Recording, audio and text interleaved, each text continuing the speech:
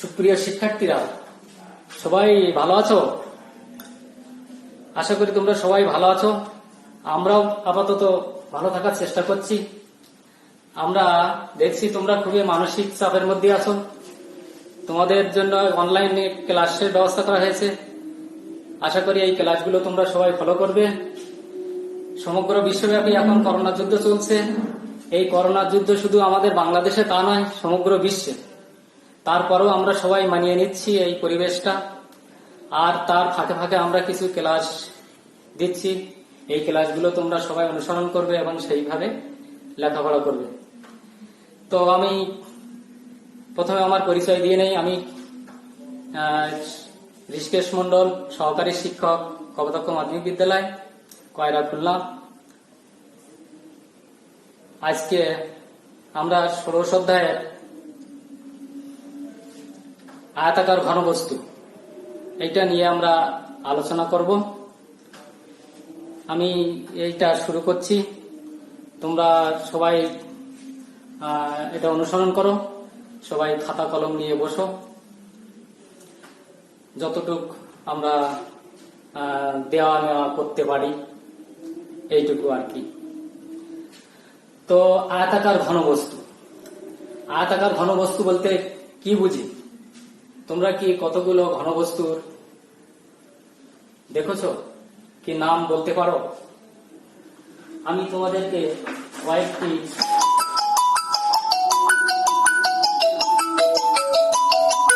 আয়তাকার ঘনবস্তু দেখাচ্ছি। দেখো এটা কেমন বস্তু? এটা একটা আয়তাকার ঘনবস্তু। এখানে আমরা দেখতে পাচ্ছি যে 3 জোড়া সমান্তরাল সমতল দ্বারা আবদ্ধ একটা ঘনবস্তু। এই ঘনবস্তুকে আমরা আয়তাকার ঘনবস্তু বলি।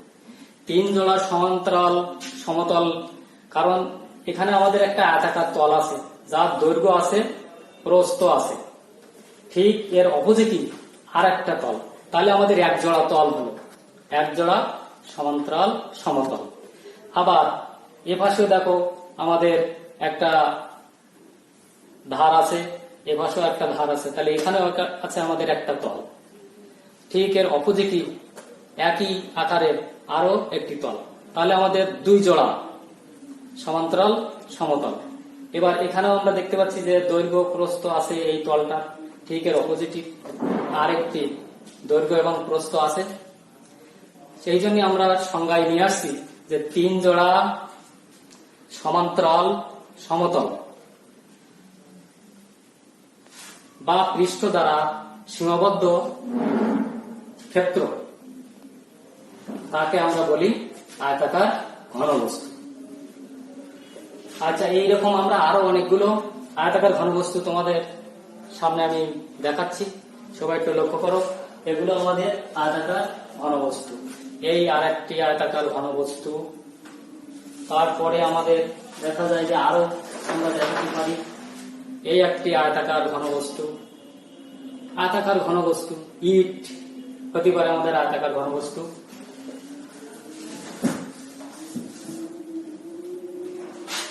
এবার আমরা আয়তাকার ঘনবস্তুর একটা চিহ্নিত চিত্র দেখি।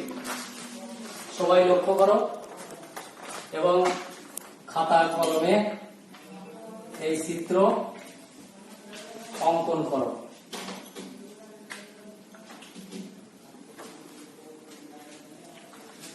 এখানে আমরা দেখছি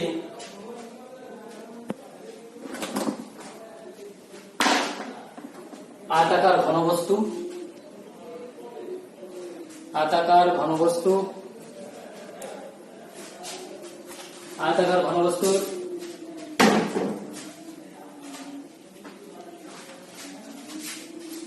একটা চিহ্নিত চিত্র আছে। এবি হচ্ছে আয়তাকার ঘনবস্তুর দৈর্ঘ্য, বিসি হচ্ছে আয়তাকার ঘনবস্তুর প্রস্থ এবং বিজি, এইচ এগুলো হচ্ছে আমাদের আয়তাকার ঘনবস্তুর উচ্চতা। এবং এবি এর দৈর্ঘ্য এডি এর দৈর্ঘ্য বি, বিসি এর দৈর্ঘ্য, বিজি এর উচ্চতা আমাদের সি, এখানে আমাদের দেখানো আছে। তাছাড়া এখানে এ বি সি ডি এই তলের কর্ণ আছে আমাদের এসি, এই তলের কর্ণ আছে আমাদের এসি। যে কোনো তলের আয়তাকার তলের কর্ণ যদি আমরা দেখি, সবাই একটু লক্ষ্য করো, এই একটা আয়তাকার তল, তাহলে এই আয়তাকার তল, এই একটা বাহু, এই একটা বাহু, এই দুটো বাহু পরস্পর সমকোণে আছে। আয়তক্ষেত্রের প্রত্যেক কোণ সমকোণ। এবং এই তলের যদি আমরা একটা কর্ণ টানি, এখান থেকে যদি আমরা একটা কর্ণ টানি, তাহলে ঠিক আমাদের এই চিত্রেও কিন্তু কর্ণটা কিন্তু এ বি সি ডি এর এই কর্ণ কিন্তু আমাদের এসি, অর্থাৎ এটা হচ্ছে তলের কর্ণ। আচ্ছা, তারপরে এই এফ হচ্ছে আমাদের আয়তাকার ঘনবস্তুর কর্ণ, এফ হচ্ছে আমাদের আয়তাকার ঘনবস্তুর কর্ণ, আর এসি হচ্ছে আমাদের একটি তলের কর্ণ। তাহলে আমাদের আয়তাকার ঘনবস্তু চিহ্নিত চিত্রে আমাদের প্রথমে জানতে হবে আয়তাকার ঘনবস্তুর সমগ্র তলের ক্ষেত্রফল এবং আয়তাকার ঘনবস্তুর কর্ণ এবং আয়তাকার ঘনবস্তুর আয়তন। এখন এই উদ্দেশ্যে আমাদের কিছু সূত্র স্থাপন করতে হবে। এখানে আমরা আয়তক্ষেত্র, আমরা তো আয়তক্ষেত্র জানি, আয়তক্ষেত্র জানি না। আয়তক্ষেত্র হলো, আয়তক্ষেত্রের ক্ষেত্রফল কি? আয়তক্ষেত্র একটা চতুর্ভুজ যার প্রত্যেক কোণ সমকোণ, বিপরীত দুটো বাহু পরস্পর সমান্তরাল। তাহলে আয়তক্ষেত্রের যে কর্ণ এটা হলো অতিভুজ, আয়তক্ষেত্রের যে কর্ণ এটা হলো অতিভুজ। তাহলে আয়তক্ষেত্রের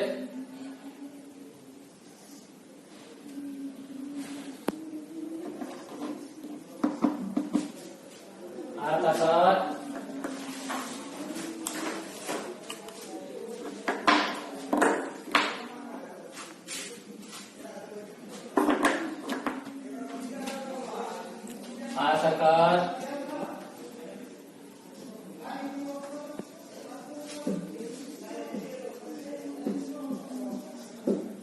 ঘনবস্তুর কর্ণ নির্ণয়, আমরা আয়তাকার ঘনবস্তুর কর্ণ নির্ণয় করব।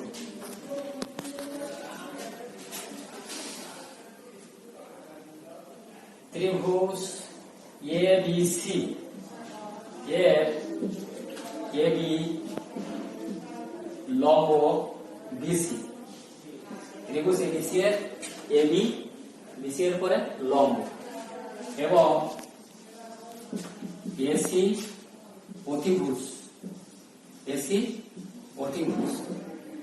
পিথাগোরাসের উপপাদ্য অনুসারে আমরা বলতে পারি AC square equal to AB square plus BC square. আমাদের এখানে এবি এর মান এ দেওয়া আছে, বিসি এর মান আছে আমাদের বি, তাহলে আমরা এখানে লিখতে পারি এ স্কয়ার প্লাস বি স্কয়ার। এবার ত্রিভুজ এসিএফ এর এসি লম্ব সিএফ, এসি লম্ব সিএফ। তোমরা সবাই লক্ষ্য করেছো যে এই এসি যে এবিসি যে একটা তল, যে কোনো তলের পরে যে কোণা মানে যে ধার খাড়া ভাবে থাকে এটা কিন্তু তারপরে লম্ব ভাবে থাকে। সুতরাং এখানে এসি এর সাথে কিন্তু আমাদের সিএফ লম্ব ভাবে আছে, তাহলে এসি লম্ব সিএফ। এবং এফ অতিভুজ, এফ অতিভুজ। তাহলে এফ স্কয়ার ইকুয়াল টু আমরা এখান থেকে লিখতে পারি, এফ স্কয়ার ইকুয়াল টু আমরা লিখতে পারি AC square plus CF square. হ্যাঁ, একটু আগে আমরা নির্ণয় করে রেখেছি এই এবিসি তলের এসি কর্ণ, সেই এসি স্কয়ার ইকুয়াল টু আমরা জানি এ স্কয়ার প্লাস বি স্কয়ার, আর সি এর ইকুয়াল টু আছে আমাদের বিজি সমান এ সমান বি সমান হচ্ছে সি, তাহলে সি এর স্কয়ার, তাহলে এফ স্কয়ার ইকুয়াল টু আমাদের হলো এত, অতএব এফ সমান হচ্ছে আমাদের A square plus B square plus C square. কি সবাই বুঝতে পেরেছো যে আয়তাকার ঘনবস্তুর কর্ণ আমরা কিভাবে নির্ণয় করলাম? আয়তাকার ঘনবস্তুর যদি আমরা তিনটি ধার জানি তাহলে আমরা এই সূত্রের মাধ্যমে সহজে এর কর্ণ নির্ণয় করতে পারব। তাহলে এটা হলো আমাদের আয়তাকার ঘনবস্তু কর্ণ নির্ণয়ের সূত্র। সবাই খাতায় নোট করে লিখে রাখো, একটু বাদে আমরা গাণিতিক সমস্যার সমাধান করব, সে সময় আমাদের এই সূত্র দরকার হবে। তাহলে এসো এবার আমরা আয়তাকার ঘনবস্তু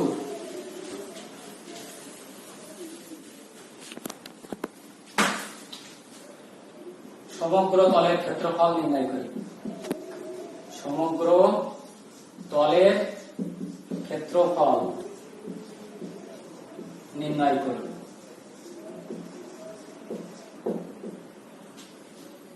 সমগ্র তলের ক্ষেত্রফল নির্ণয়। আয়তাকার ঘনবস্তু আমরা পূর্বেই দেখেছি যে দুটো তল, এই তলটা যদি এইটা যদি এ হয়, এইটা যদি আমাদের বি হয়, তাহলে এইটা হয় আমাদের এ বি। ঠিক এর অপোজিটে আরেকটা এ বি আছে, তাহলে আমাদের 2ab, অর্থাৎ এই নিচের তলটা আর উপরের তলটা এ বি সি ডি এবং ই এফ জি এইচ, এই দুই তলের ক্ষেত্রফল হলো আমাদের এ বি করে 2ab। তাহলে আমরা এখান থেকে পেলাম 2ab।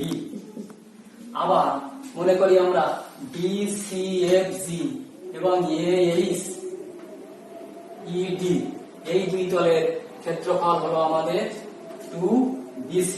কারণ এইটা দৈর্ঘ্য যদি আমাদের সি আর এইটা প্রস্থ যদি উচ্চতা যদি আমাদের সি আর প্রস্থ যদি আমাদের বি হয় তাহলে বিসি, তাহলে দুই পাশে আমাদের হলো 2bc।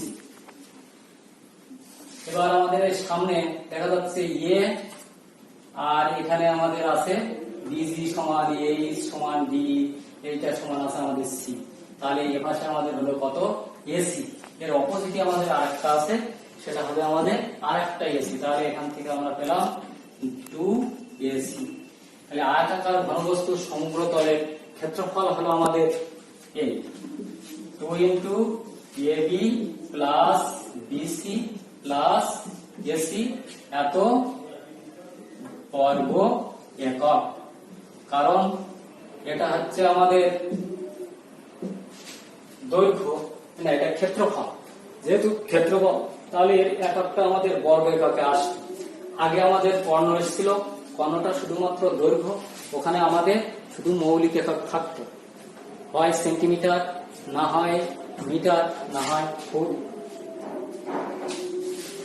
তাহলে আমরা দুটো সূত্র জানলাম, একটা হচ্ছে আয়তাকার ঘনবস্তুর সমগ্র তলের ক্ষেত্রফল নির্ণয়, একটা হচ্ছে আয়তাকার ঘনবস্তুর আয়তন নির্ণয়। এবার হচ্ছে না আয়তাকার ঘনবস্তুর কর্ণের দৈর্ঘ্য নির্ণয়। এবার আমরা আয়তাকার ঘনবস্তুর আয়তন নির্ণয়ের সূত্রটা দেখব। আয়তন নির্ণয়ের সূত্র, আয়তাকার ঘনবস্তুর আয়তন নির্ণয়ের সূত্র।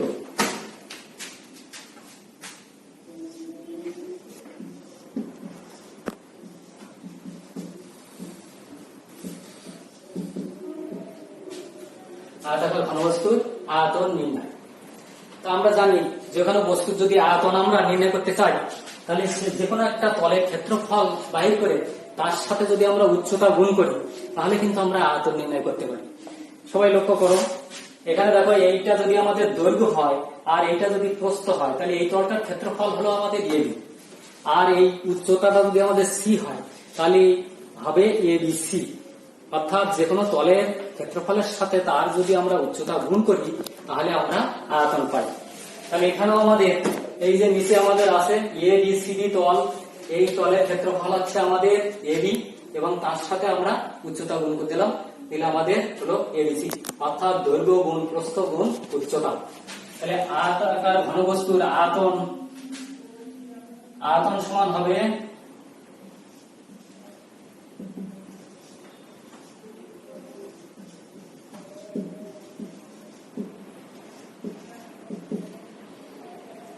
দৈর্ঘ্য গুণ প্রস্থ গুণ উচ্চতা।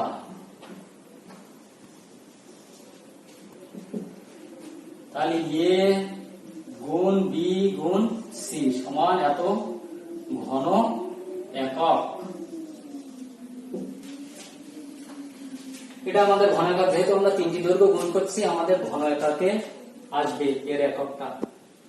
আচ্ছা, তাহলে আমরা জানলাম আয়তাকার ঘনবস্তুর কর্ণ নির্ণয়, আয়তাকার ঘনবস্তুর সমগ্র তলের ক্ষেত্রফল নির্ণয় এবং আয়তাকার ঘনবস্তুর আয়তন নির্ণয়।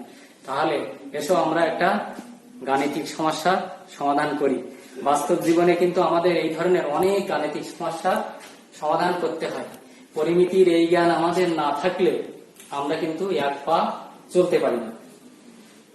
ধরা যাক আমাদের বাড়িতে আমরা একটা ওয়াল তৈরি করব, এই ওয়ালে আমাদের কয়েকটি ইট লাগবে। এখন যদি আমি আন্দাজে ইট কিনে নিয়ে আসি তা আমার হয়তো ইট বেড়ে যেতে পারে কিংবা ইট কম হয়ে যেতে পারে, এতে আমার খরচ বেড়ে যেতে পারে। তাহলে আমি যদি ওয়ালের দৈর্ঘ্য এবং প্রস্থ এবং উচ্চতা, দৈর্ঘ্য প্রস্থ এবং উচ্চতা এই তিনটে মেপে, যদি দৈর্ঘ্য হলো ধরি আমার 10 মিটার, প্রস্থ হলো আমার ধরি 0.5 মিটার, আর উচ্চতা হলো 3 মিটার, তাহলে 10 কত হলো? তাহলে আমাদের 10 গুণ, অর্থাৎ দৈর্ঘ্য গুণ প্রস্থ গুণ উচ্চতা দিয়ে আমাদের বাহির হলো ওয়ালের আয়তন। এখন এই ঘনমিটারের যে আয়তন পেলাম, এবার যদি আমরা একটা ইটের যদি আমরা দৈর্ঘ্য প্রস্থ এবং উচ্চতা নিয়ে ইটের যদি আমরা ঘনমিটার এককে আয়তন বের করে যদি ভাগ দিই, তাহলে দেখা যাবে যে কয়টি ইট লাগবে তা আমাদের বেরিয়ে আসে। তাহলে কত? তাহলে দেখা যাবে কি আমি তার সেই ইটের সংখ্যাটা জেনে আমি যখন ওয়ালটা তৈরি করব তখন এই ইটের সংখ্যাটা জেনে আমি ইটের অর্ডার দিতে পারবো, বা তার চেয়ে 2-1টা ইট আমি বেশি অর্ডার দেবো। তাতে আমাদের কত সুবিধা হবে। তাহলে বাস্তব জীবনে আমাদের এই পরিমিতির ব্যবহার ব্যাপক। পরিমিতি যদি আমরা না জানি দৈনন্দিন জীবনে আমরা চলতেই পারবো না। ধরা যাক আমাদের এই ওয়ালটা রং করতে হবে। এখন মিস্ত্রি বলল প্রতি বর্গমিটার তার খরচ লাগবে 50 টাকা। এখন আমার এই ওয়ালটার কত খরচ লাগবে? তাহলে আমরা এখান থেকে সহজে ওয়ালের দৈর্ঘ্য এবং প্রস্থ গুণ করে ক্ষেত্রফল বাইর করে, যদি 1 বর্গমিটারে যদি আমাদের 50 টাকা লাগে, তাহলে আমার এই ক্ষেত্রফল দেখা গেল যে আমাদের 10 বর্গমিটার হলো। তাহলে আমাদের এই ওয়ালটা রং করতে কত খরচ লাগলো? এখানে দেখা যাবে যে 500 টাকা। তাহলে এই যে 500 টাকা এই খরচটা, তাহলে এটা আমরা ধারণা করতে পারলাম, আমরা পূর্ব পরিকল্পনা করতে পারলাম, এবং পূর্ব পরিকল্পনা করে আমরা আমাদের পরিকল্পনা অনুযায়ী সামনে অগ্রসর হতে পারলাম। কাজেই দেখা যায় যে হিসাব, এই হিসাবের জন্য গণিত খুবই জরুরি, এবং এই গণিতের হিসাব আমাদের সবসময় করে যেতে হবে। বাস্তব জীবনে আমাদের এই হিসাব সবসময় শিখতে হবে, অর্থাৎ এই গণিত ছাড়া আমরা কিন্তু এক পা চলতে পারব। তাহলে আমরা দেখি এবার আয়তাকার ঘনবস্তুর সম্মিলিত একটি গাণিতিক সমস্যার সমাধান। প্রথমে আমি এখানে সমস্যাটা তোমাদের সামনে উপস্থাপন করছি।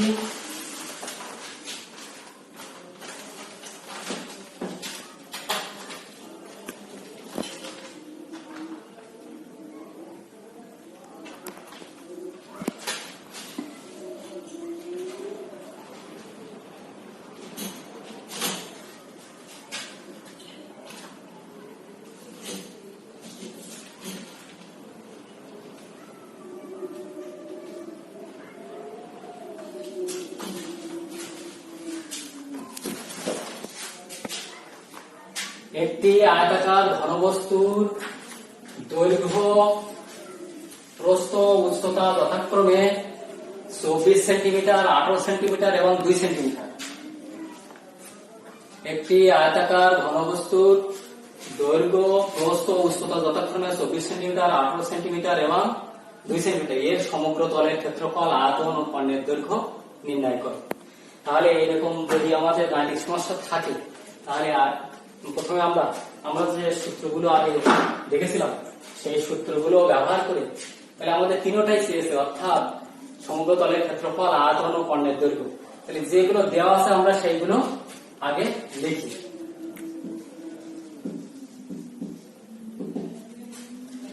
দেওয়া আছে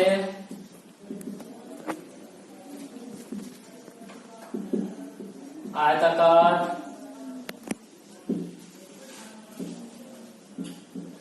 ঘনবস্তুর দৈর্ঘ্য এ সমান 24 সেন্টিমিটার, আয়তাকার ঘনবস্তুর প্রস্থ বি সমান 18 সেন্টিমিটার, আয়তাকার ঘনবস্তুর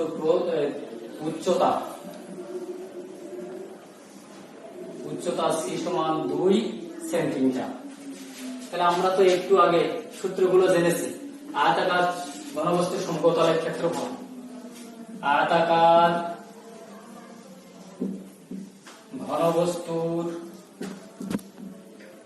সমগ্র তলের ক্ষেত্রফল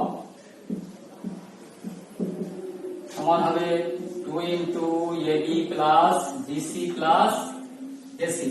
কি আমরা একটু আগে জেনেছি না, সেই সূত্রটা আমরা কিন্তু এখানে উপস্থাপন করেছি। এবার আমরা মানগুলো পাঠিয়ে দেই। এখানে মানগুলো বসাইলে আমরা কত পাই? এ সমান আছে আমাদের 24, বি সমান আছে 18 ইন্টু 2, সি সমান আছে 2, এ সমান আছে আমাদের 24 আর সি সমান আছে আমাদের 2। এখানে 2, এটা আমরা হিসাব করে নামাই। 18 দুগুণী 36, 24 দুগুণী 48 আর 18 24, এটা ক্যালকুলেটর আমাদের হিসাব করতে হবে।